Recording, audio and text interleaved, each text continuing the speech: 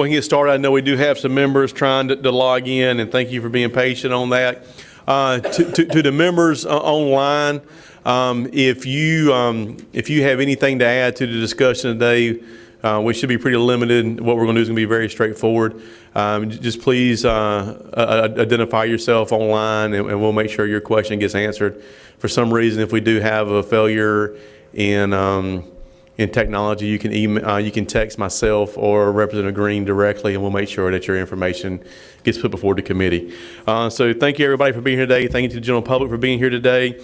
On the House Select Committee on Helene Recovery, as we know, this is a major issue that our state faces, and helping the people of Western North Carolina recover is the top priority of both chambers, and I think the entire state of North Carolina is on board with that. I want to welcome our Sergeant at Arms today, Jonas Cherry, Warren Hawkins, David Layton, and Stafford Young. Thank y'all for your continued service and what you do to help us here at the General Assembly. I also want to thank members of our Central Staff team that are here behind us, and to the left and to the right, for the partisan staff that's in here, through the Speaker's office and multiple offices here, and also our committee clerk team. Thank you for everything that you do, and also our IT team, who you do not see but make us look beautiful in front of the camera. So thank you for all that. Members, what we're going to do today is going to be pretty straightforward. One, Representative Greene and I have been talking to a number of you, and we started the process of a shell bill that we're going to put forward to the committee today. Then we're going to have some instructions for committee members, and then we'll reconvene back, I believe, next Tuesday, and then start the process on the appropriation. Today is not a day to put forth your concerns or questions. We'll have time for that on Tuesday. Today's the day to start the process on putting together a full appropriations bill. Just to let you know, we have been in talks with our Senate counterparts. We've been in talks with the governor's office, Commissioner Truxler's office, and also other members of the Council of State to really try to put something forward to help the citizens of Western North Carolina and takes the politics out of it. Of course, we know that no matter what appropriation we're able to do is never going to be enough, but this is a starting point with multiple bills after this to follow. But this is part of the committee process. Everything that you're going to see moving forward is going to be open and transparent with names attached, and we have rules to follow, so your appropriations as we go through this will be a part of the process. With that said, what I like to do is I like to turn it over to Central Staff to start moving forward on the shell bill. We'll go through that, and then once we go through that, we'll take any questions, and then we'll move to the rules part of our process and how we're going to move forward. So I believe Mr. White is going to do that for us. If you'll just give, yes, sir, yes, sir.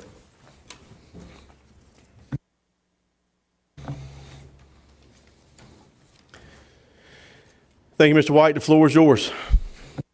Thank you, Mr. Chairman. Good afternoon, members. I'm Mark White, Fiscal Research Division. I'm going to be going over the PCS that is for discussion today, that has been posted to the website, and you all should have a copy of. I'll be going over the spending pieces of this, and then handing over to my colleague Jared Simmons from the Bill Drafting Division to talk about some of the legal aspects that are in the bill.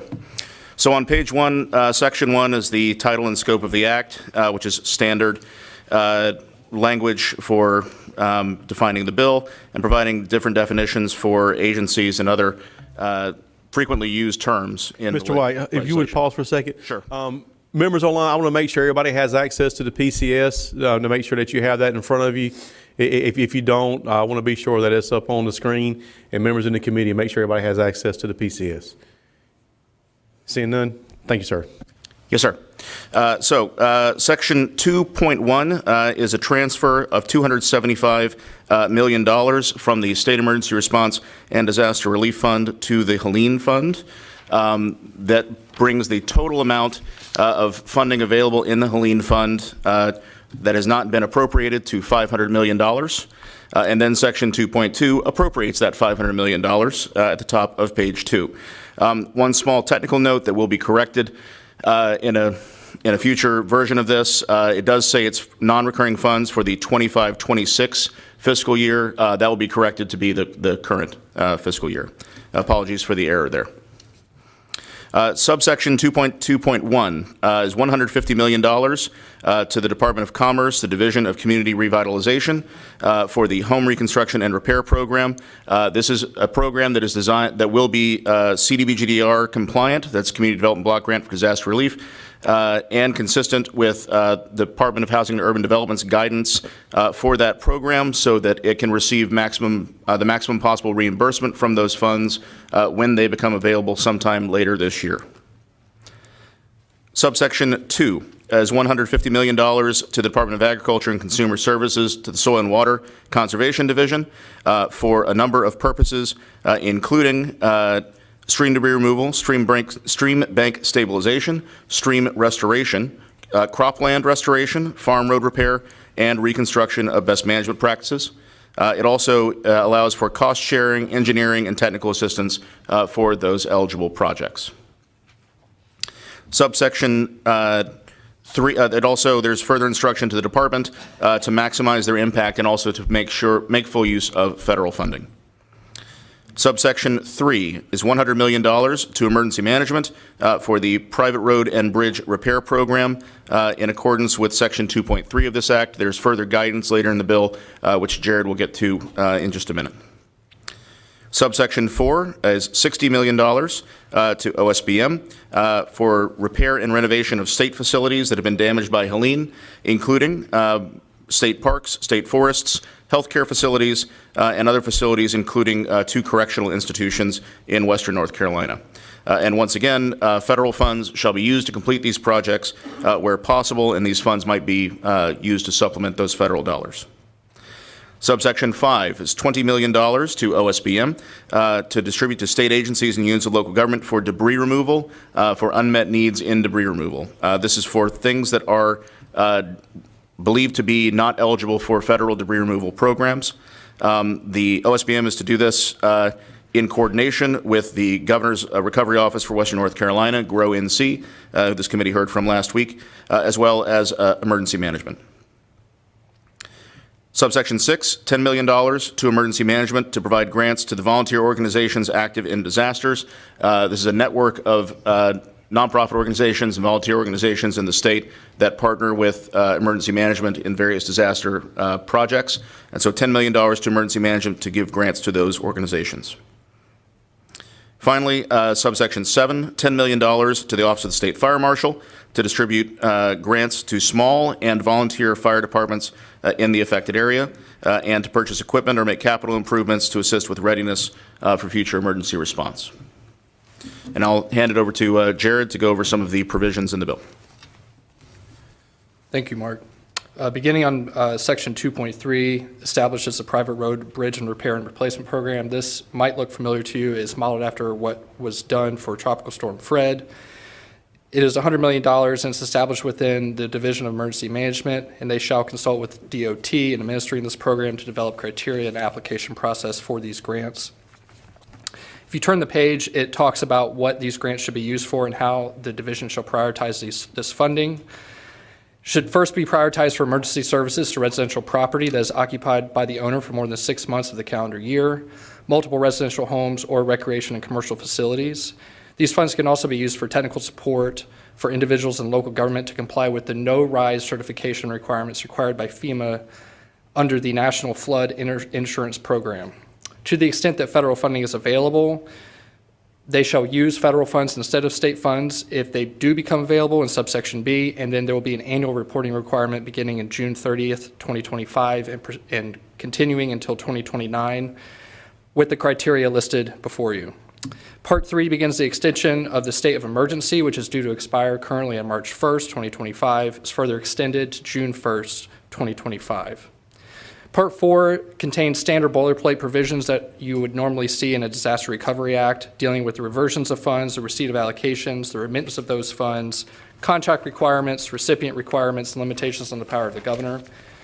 This also, beginning on page 4, Section 4.1G sets allocation reporting requirements beginning May 15th, 2025, that OSBM shall include different reports on each program, which contains the criteria 1 through 6.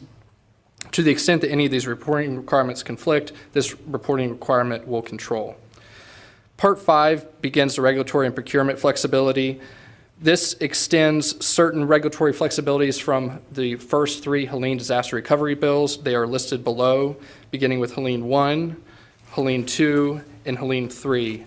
Each subsection has a subject matter headline so that we identify each one. Lastly, the miscellaneous provisions are contained in most budget bills and are reflected here. And Mr. Chair, that concludes the presentation of the PCS. Thank you very much. I do have some questions from members of the committee. Representative Adams. Thank you, Mr. Chairman. Helene occurred on September 27th, 28th. So my question is, when did recovery begin? Because there were a great many activities that developed almost spontaneously in the immediate days afterwards. And so when we talk about the recovery period, what is the begin date?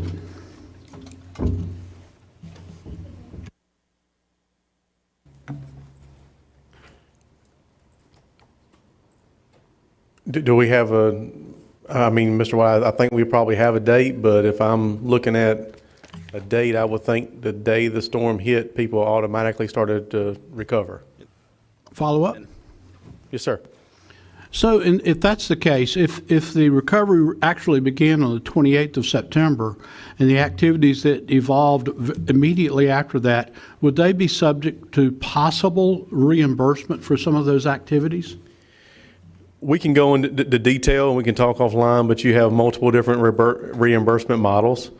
You've got a lot of FEMA reimbursement funds.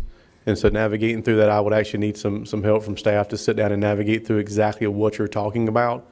Some of the stuff probably would not be reimbursable, but it just depends on how you want to navigate through that process. So one of the beautiful things about an open process, which is what we're doing, that if you have an amendment to reimburse some of these funds, you will be allowed to do that.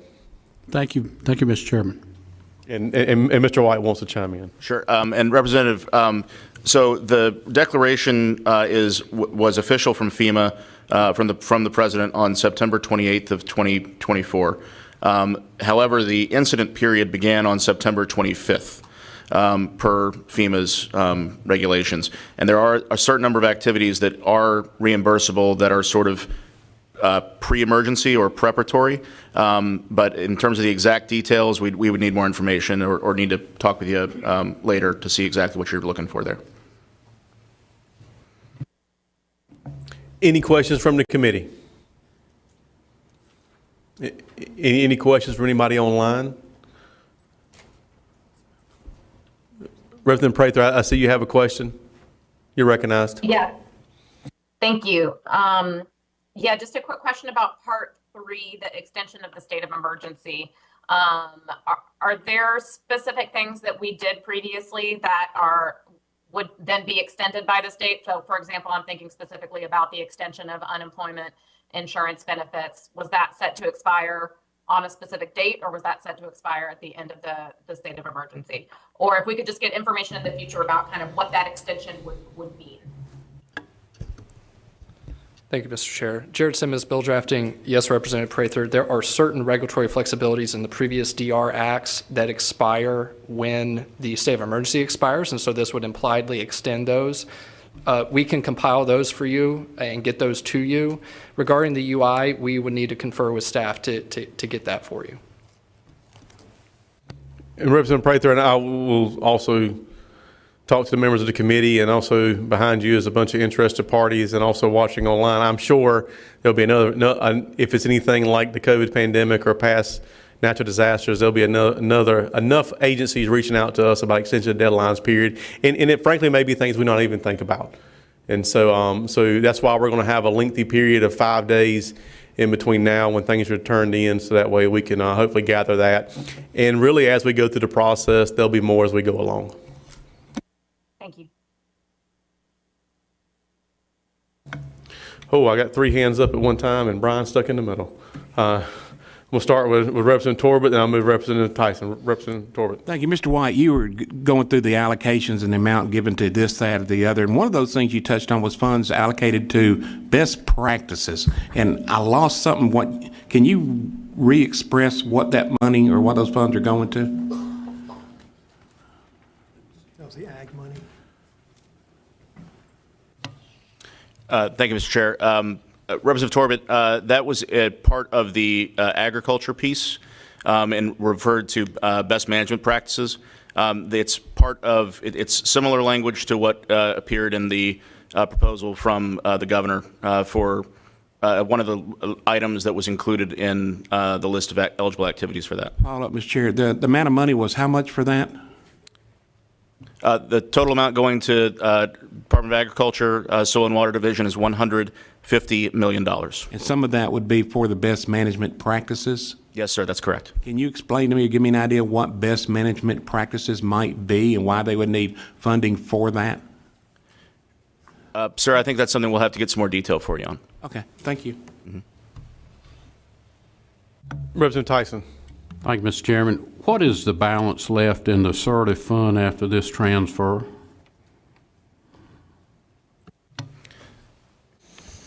John Poteet, Fiscal Research, $709 million. Sorry, I didn't hear the part about the pending the transfer. It will be 425. Thank you. Thank you, Mr. Chairman. Any other questions from the committee or any questions of committee members online? Going once, going twice. All right, thank you very much. And then Mr. White, yes. And so members, what we're going to do next is, this was the framework of the bill. You saw the big pots of money allocated. I do think this is going to be a lengthy process, but it's going to be a good process for all of us to go through. So what we're going to do now is go through the rules.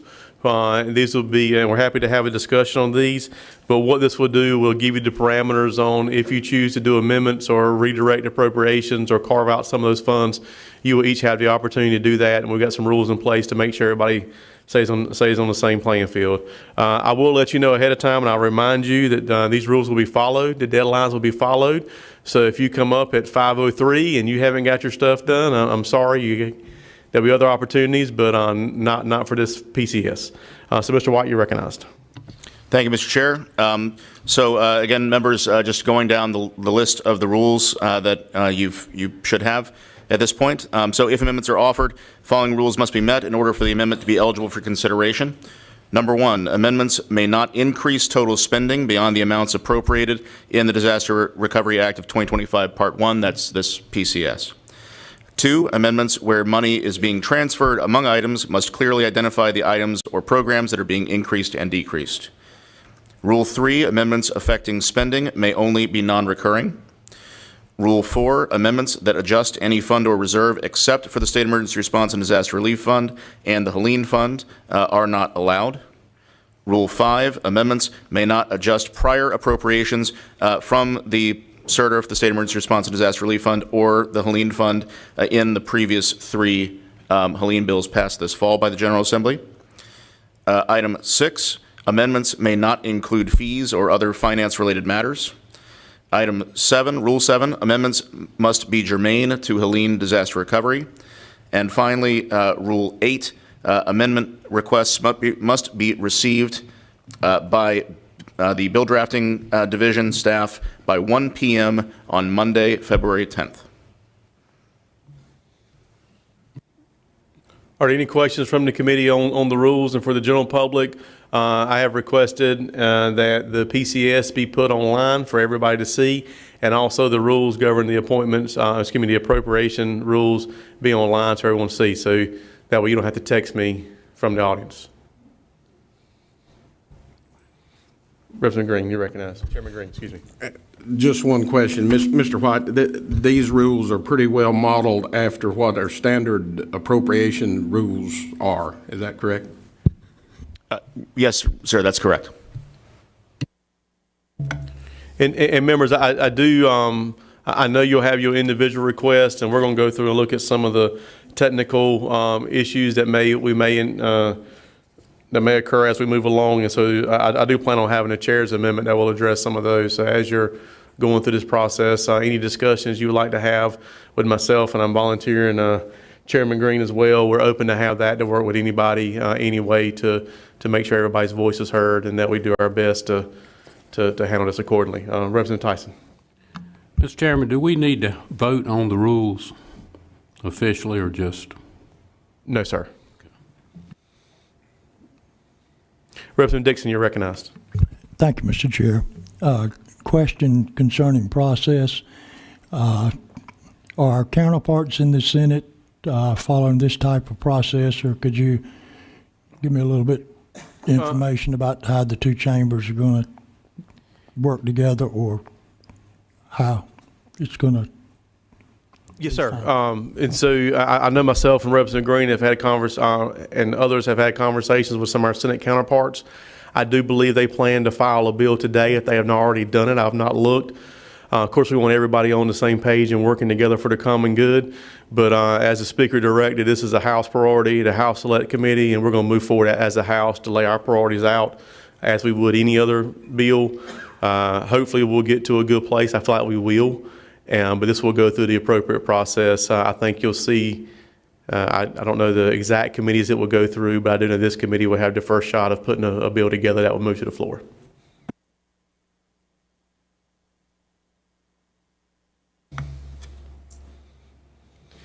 Anything else from the committee? Any other questions? Any questions from members online? Representative Torbert, you're recognized. Question of the chairs. A lot of talk coming out of federal agency or the administration about funding for Western North Carolina. I've seen personal roads and bridges money. I've seen millions and millions of dollars for different things for the different people in need in North Carolina. I'm sure you guys are tracking that, but is there some way we can, as a body, get updates periodically on where that stands and where those bills are going through D.C., whether they've passed Congress, whether they're going to be acted on, whether they're going to come actually help the people of North Carolina, when they're going to help, and that kind of thing, kind of a chronological map of where we're headed? Short answer is yes, sir. As we get those updates, we'll let you know, and happy to do that. But I tend not to wait on the federal government, so I'm glad we're moving forward. Follow-up, I concur, but since we're banking a lot of money on Fed dollars coming in and helping us with that need, it'd just be helpful to know that if we're putting $1 billion in, are people actually accessing that $1 billion, or is it waiting patiently on Fed dollars to come work? That's all I'm trying to track. So. Yes, sir. And I know in the bill we do have some matching set aside, but we can brief the committee as we move along. Thank you.